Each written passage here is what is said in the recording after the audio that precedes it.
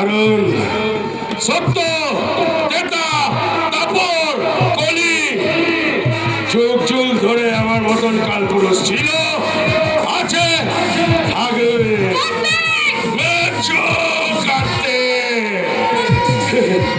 কি ভেবেছিস তোরা? কি ভেবেছিস বড়দের পুলিশ আমাকে অ্যারেস্ট করে নিয়ে যাবে? আদালতে কি চাইবে? প্রমাণ চাইবে। কিন্তু প্রমাণ কোথায় পাবে? সব প্রমাণ পাবে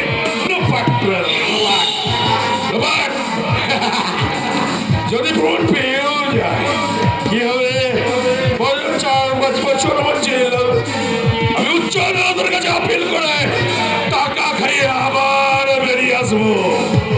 বেরিয়ে এসে শুরু করবো আবার আমার সাম্রাজ্য, আবার আমার ব্যবসা, আবার আমার খেলা, আবার আমার রাজত্ব।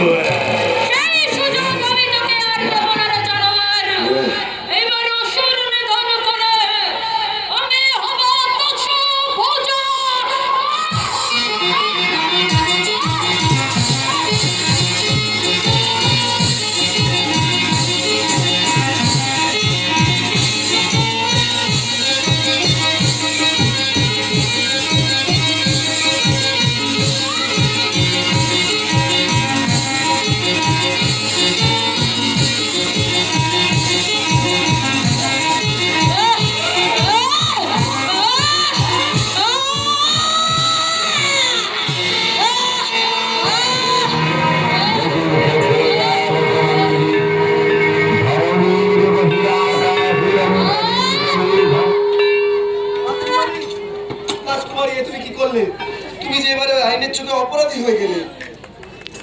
হয়তো হলো, কিন্তু এছাড়া যে আমার কোনো উপায় ছিল না। লিপি, লিপি, লিপি, তুমি কোথায় যাবে? তুমি কোথায় যাবে?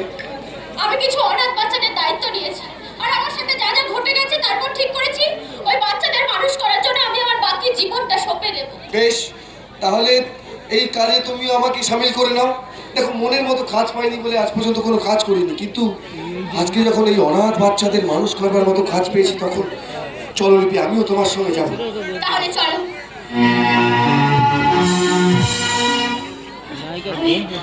আমি পেরেছি অগ্নি। দেখছো? আমি পেরেছি। তোমার ভালোবাসায় আমি জিততে পেরেছি। আমি যেন অপেক্ষা করতে পারছি না রাজকুমারী। আমার বুকের মধ্যে উঠেছে একটা ভালোবাসার তুমুল ঝড়। সেই ঝড়টাকে একমাত্র সামলাতে পারবে তুমি।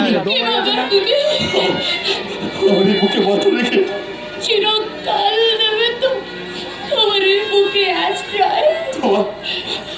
তোমার এই আঁচলে যে আমার ভালোবাসার একমাত্র প্রশ্রয় গো। বিশ্বাস করো অগ্নি, আমি কোনো দিন কিচ্ছু চাইনি গো।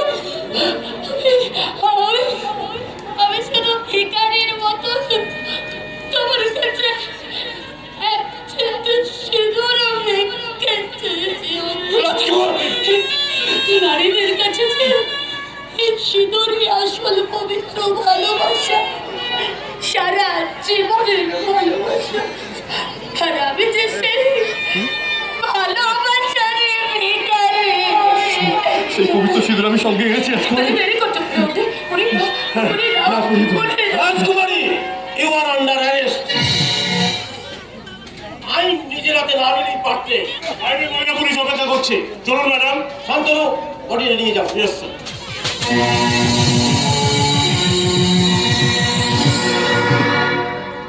এবার যে আমাদের সাথে যেতে হবে ম্যাডাম,